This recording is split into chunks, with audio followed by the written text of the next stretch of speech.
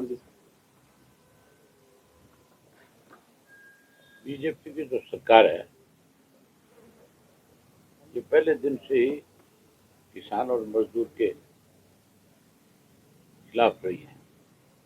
इसने हमेशा किसान को, मजदूर को, गरीब आदमी को कमजोर करने के लिए फैसले लिए। तो पहले किसान आंदोलन चला था, उस आंदोलन में सारे देश के राजनीतिक पार्टियों के लोग किसान की बात करते थे और किसान के साथ खड़े होकर के उनको आश्वस्त करते थे कि हम आपके हितैषी हैं, आपके साथ जो आज अन्याय हो रहा है हम उसके लिए आपके साथ खड़े हैं, हम आपकी लड़ाई लड़ें। क्योंकि उस वक्त लोकसभा का चुनाव नजदीक था और सारे राजनीतिक दल ये चाहते थे कि लोकसभा में कहीं किसान की नाराजगी का सामना तुम्हें ना करना पड़े। कांग्रेस सबसे ज्यादा किसान किसान की बात करती है, खास करके हमारे यहाँ हरियाणा में जो है, क्योंकि आंदोलन हरियाणा के अंदर ही था, सारे बॉर्डर जो थे वो चारों हमारे लगते थे, एक यूपी का था। यहाँ पे विशेष रूप से कांग्रेसी जो है ज्यादा इस इशू को लेकर के बड़ी बातें करते थे। आज पंजाब के बॉर्डर पे बैठे हुए किसानों को मेरे ख्याल करीब 1 साल हो गया। लोकसभा का चुनाव भी जा लिया और विधानसभा का भी जा लिया। हैरानी की बात है, सबसे बड़ी रुकावट आज अगर किसान की मांग पूरी ना हो, किसान दिल्ली ना पहुंच के, उसके लिए हरियाणा की सरकार है। सरकार ने आज इस तरह के बैरिकेड्स लगा रखे हैं, ये आदमी तो दूर की बात है, पक्षी भी पर नहीं मार सकते। मैंने खुद अपनी आंख से देखा है, आप जैसे पत्रकार साथियों ने जो वहां गए थे उनसे बात करी है। पहले तो कील लगाया करते थे, अब की बार तो कंक्रीट की दीवार है और बहुत बड़ी दीवारें हैं। ऐसी दीवार है पुल के ऊपर बना रखी कि कल को उसको हटाना पड़ेगा तो वो पुल भी डैमेज हो जाएगा, वो भी नया बनाना पड़ेगा। हमारी पार्टी का पहले दिन से एक फैसला रहा है, Indian National Lokdal party Chaudhary Devilal की नीतियों को आगे बढ़ाने वाली पार्टी। हमने सत्ता में रहते हुए हमेशा गरीब आदमी को कैसे आगे बढ़ाया जा सके, किसान की फसल का एक एक दाना खरीदा जाए, मजदूर की न्यूनतम मजदूरी जो बढ़े, उसको ज्यादा से ज्यादा सपोर्ट सरकार की मिले, इसके लिए हमने काम किया। और सत्ता से बाहर जब रहे, जब भी किसी ने किसान की, मजदूर की, गरीब की अनदेखी करी, हमने डट करके उसके साथ खड़े होकर के उसकी मदद करी। आज भी इंडियन नेशनल लोकदल पार्टी का एक एक कार्यकर्ता जो है इस आंदोलन में भी किसान के साथ है। हमने अपने पार्टी के सभी साथियों को बाकायदा तौर पे इस बात की हिदायत दी है, इस आंदोलन में जहां हमारी जरूरत पड़ेगी हम हर तरह से खुल करके किसान के साथ होंगे और उसकी मदद करेंगे। हमारी पार्टी चौधरी देवीलाल की नीतियों की पार्टी, और चौधरी देवीलाल हमेशा किसान के बहुत बड़े पक्षधर रहे हैं। देश में किसानों का अगर सबसे बड़ा कोई नेता हुआ तो चौधरी छोटूराम को कहा जाता है। चौधरी छोटूराम के बाद किसी को देश में सबसे बड़ा नेता मानना तो चौधरी चरण सिंह को, चौधरी देवीलाल या प्रकाश सिंह बादल को। आज तो किसानों की बात तो बहुत लोग करते हैं, अखबारों में बयान तो बहुत देते हैं और किसान हितैषी होने का नाटक भी करते हैं, लेकिन जब उसकी लड़ाई लड़ने की बात आती है तो ना विधानसभा में बोलते और ना ये लोकसभा में बोलते, फिर ये चुप हो जाते हैं, फिर ये सरकार के साथ खड़े हो जाते हैं। मैं आपके माध्यम से कांग्रेस वालों से, हुड्डा से विशेष रूप से पूछना चाहता हूँ कि वो ये बताए कि अब जब किसानों को रोका जा रहा है बॉर्डर के ऊपर, क्या कांग्रेस के लोग बॉर्डर खुलवाने के लिए, उन किसानों को दिल्ली तक पहुंचाने के लिए क्या उनकी मदद करेंगे? क्या वहां जाएंगे? क्या उनकी लड़ाई लड़ेंगे? इसके ऊपर कांग्रेस को अपना स्पष्ट करना चाहिए कि वो कहां खड़ा है, किसके साथ है। वो किसान के साथ है या सरकार के साथ है। अगर हमें ये कॉल करेंगे पंजाब के किसान नेता कि इंडियन नेशनल लोकदल पार्टी हमारी मदद करे, हम खुल करके मदद करेंगे। हमारा एक एक कार्यकर्ता जो है उस बॉर्डर पे जाएगा और उस बॉर्डर से जहाँ इन्होंने सील कर रखा है वहां से किसान साथियों को लेकर के बॉर्डर तक पहुंचेगा।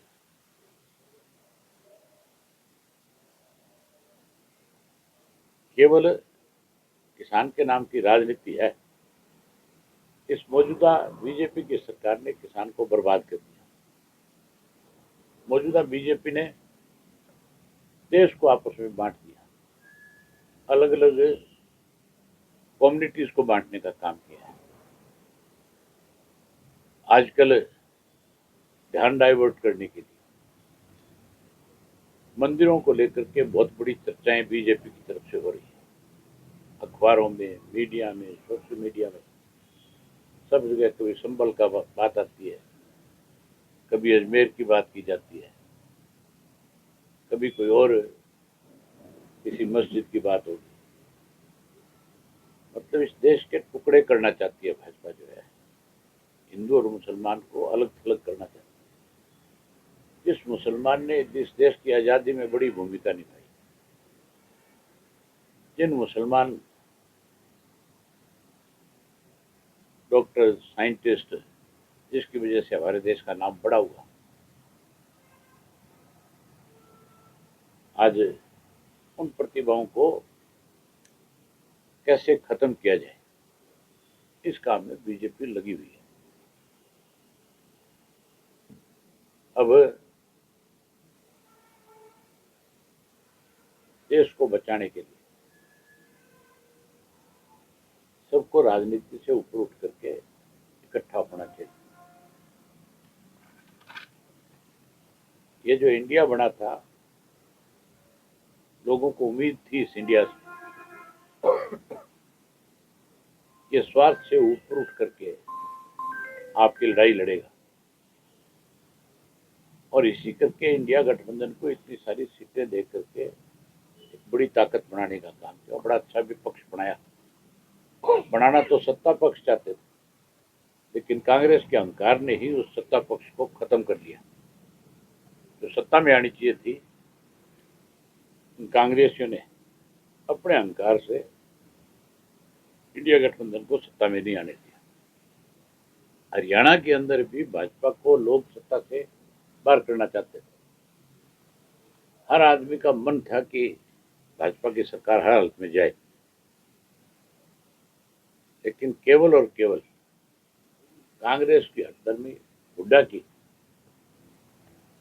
जो फैसला था, हुड्डा कभी नहीं चाहता था। मैं तो पहले भी बहुत खुल करके ये बात कहता था, आज भी कहता हूं, हुड्डा भाजपा के साथ मिला हुआ है और हुड्डा ने ही अब की बार भाजपा को फिर से सत्ता में लाने के लिए बड़े गेम प्लानिंग करी, बड़ा गेम चेंजर रहा। अब तो बावरिया की स्टेटमेंट आने के बाद तो स्पष्ट हो गया, कहा तो हुड्डा जो है उदयभान के माध्यम से टोटल का टोटल ब्लेम जो है ईवीएम पे लगा रहा था।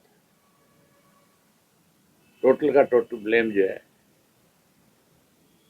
कोई इस बात का लगा रहा था कि सरकार ने ईवीएम के माध्यम से हमें चुनाव हराया है।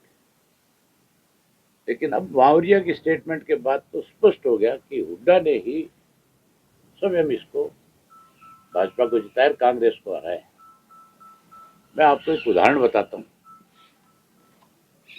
हर राजनीतिक दल ने अपने अपने सर्वे कराए थे। बीजेपी ने भी कराए, हमने भी कराए, कांग्रेस ने भी कराए। सर्वे करने वाले मोस्टली जो लोग हैं वो राजनीतिक लोगों से आकर के कांटेक्ट करते हैं और बताते हैं कि जी हमारा पिछला सर्वे ये रहा, इस बार का सर्वे हमारा इस तरह का है, आप भी हमें मौका दो। मुझे भी बहुत सारे सर्वे करने वाली एजेंसियों के लोग मिले और जब मैंने उनसे बात करी तो उन्होंने बताया कि हमने भाजपा के लिए सर्वे किया, हमने कांग्रेस के लिए किया, हम आपके लिए भी कर रहे हैं। कहाँ किसकी क्या स्थिति है। मैंने जब उनसे पूछा, उन्होंने बताया कि अगर कांग्रेस इन सिटिंग एमएलए के ऊपर दाव लगाएगी तो 14 से 16 सिटिंग एमएलए इनके आ जाए, जिनकी छवि जो है आज की तारीख में अपने विधानसभा क्षेत्र में ठीक नहीं है। और राजनीतिक दल हमेशा अपने कैंडिडेट बदलते हैं। कभी भी किसी भी राजनीतिक दल ने आज तक अपने पुराने घोड़ों के ऊपर दाव नहीं लगाया। हमेशा घोड़े बदलते हैं, हमेशा कैंडिडेट बदले जाते हैं। लेकिन आपको ध्यान होगा, हुड्डा के घर पे उस पर रेड हुई थी ईडी की, हुड्डा के करीबियों के ऊपर, और हुड्डा को ये मैसेज दिया गया था कि अब हम तेरे को पकड़ के अंदर ठोकेंगे। ये उसी दिन भाजपा के पास चला गया। उन्होंने इससे कहा कि पहले जितने सीटिंग है तुम्हारे उन सब की टिकट का फाइनल करवा, क्योंकि इसके पास टिकट का फ्री हैंड था।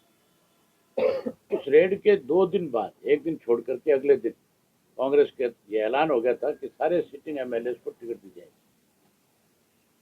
16 एमएलए जो इसके सिटिंग थे, 31 में से 16 आ रहे हैं। अगर वो बदले होते तो भी भाजपा सत्ता में नहीं आती।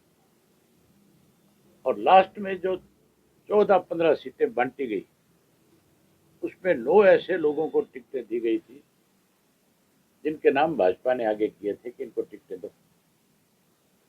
ऐसे ऐसे लोगों को टिकटें दी थी जिनको टिकट देते उनका विरोध शुरू हो गया था, क्योंकि जिसको चाहते थे लोग कि इसको कांग्रेस की टिकट मिले, उसको दी नहीं, उसकी काट दी। शारदा राठौड़ को सारे लोग कहते थे इसको टिकट दे देगी, ये जीत जाएगी। उसकी काट करके वहां एक ऐसी डम्मी लड़की को टिकट दे दी जिसको मालके में कोई नहीं जानता था।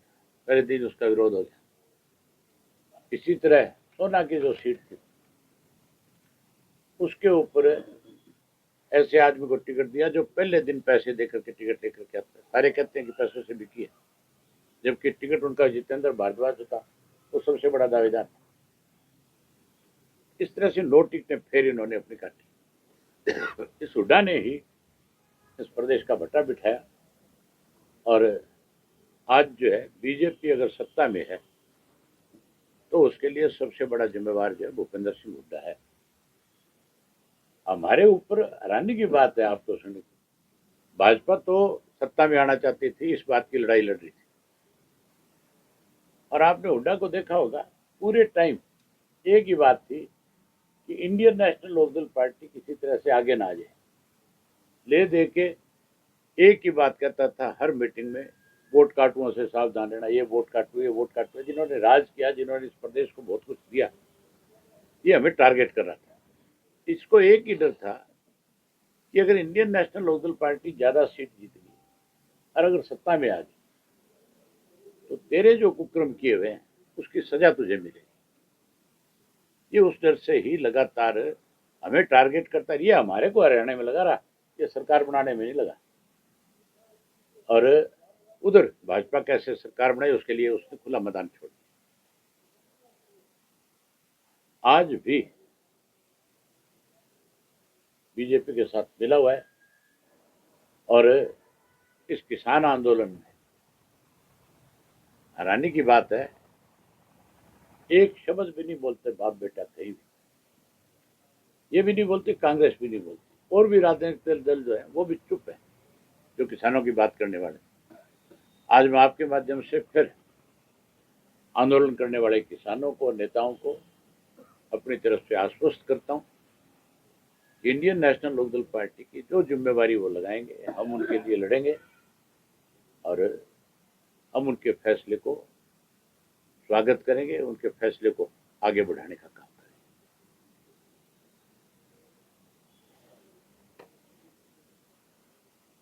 आपने कोई अपनी तरफ से कुछ पूछना हो तो। सर, ईवीएम की जो आपने जिक्र किया है, ईवीएम पे सवाल उठाए जा रहे थे। कुमारी शैलजा ने भी कल उनसे पूछा गया था कि बाबरिया का जो बयान था उस पर क्या कहेंगे, तो इनमें फूट नजर आ रही थी क्योंकि वो आप पहले ही कह मुझे रही हैं कि एक बाबरी। चीज बताओ, बात ईवीएम की करते हैं, मैं भी कहता हूं कि बैलेट से चुनाव होना चाहिए। हम भी इस बात के पक्षधर हैं कि बैलेट से अगर चुनाव होता है तो और बड़ा प्रजातंत्र होगा। हो सकता है कोई ईवीएम में हो गड़बड़, लेकिन शैलजा कैसे चुनाव जीते अगर ईवीएम में गड़बड़ थी? नहीं जीतती। हुड्डा कैसे जीता है? ईवीएम में गड़बड़ होती तो मैं बाई इलेक्शन कैसे जीतता? फिर तो मुझे भी हराते। उस वक्त तो बीजेपी का मान के चलो बहुत कुछ दाव पे लगा हुआ था। उस वक्त तो भाजपा ये चाहती थी भी किसी तरीके से अभय सिंह को अगर हराएंगे तो किसान हारेगा। वो लड़ाई तो किसान के साथ थी। तो मैं इतना इस चीज को दोषी नहीं मानता। हाँ ठीक है, सारे देश के लोगों की एक डिमांड है कि ईवीएम की बजाय बैलेट से चुनाव हो, बैलेट से कराओ। लेकिन ये जो बहानेबाजी है, इससे नहीं बच सकता हुड्डा। ये कह करके नहीं बच सकता कि ईवीएम में गड़बड़ थी। गड़बड़ तो हुड्डा में है। किसान आंदोलन को लेकर के जिस तरह से आपने इस्तीफा दिया, उसके बाद से दोबारा आपने चुनाव लड़ा, तो क्या इस बार भी ऐसा कुछ हम लोग की ओर से किया जाएगा? कोई कोई अगर इस तरह के हालात बने, उस वक्त तो मैं एक विधायक था, अब हमारे 2 विधायक हैं। अगर कोई जरूरत पड़ी हम उस तरह से फिर मैदान में आएंगे, क्या दिक्कत है? मतलब इंडिया गठबंधन में सत्ता हस्तांतरण की इन दिनों में बड़ी डिमांड हो रही है, ममता बनर्जी के पास। ये गठबंधन जो था ना, ये कांग्रेस ने अपने स्वार्थ के लिए किया। चौटाला साहब ने इस गठबंधन के लिए फतेहाबाद में चौधरी देवीलाल के जन्म दिवस के ऊपर सारे राजनीतिक दल के नेताओं से खुल करके कहा था कि कांग्रेस भी बेईमान पार्टी है और भाजपा भी बेईमान है। हमें इनको सत्ता से बाहर करने के लिए तीसरा मोर्चा बनाना चाहिए, जैसे जनता दल बना उस तरह। तीसरा पहले मोर्चा बनाओ, फिर कांग्रेस को अगर तुम कहते हो भी इसमें शामिल करना है तो कांग्रेस के साथ सीट शेयरिंग करो बैठ करके। अगर वो मान जाए ठीक है, नहीं माने तो अपनी लड़ाई लड़ो। अगर तीसरा मोर्चा बनता तो सत्ता परिवर्तन हो जाता। कांग्रेस स्वार्थी लोगों की पार्टी है। अपना अपना स्वार्थ पूरा करने के लिए इन्होंने जो इंडिया गठबंधन बना था, आज इसीलिए तो वो टूट रहा है।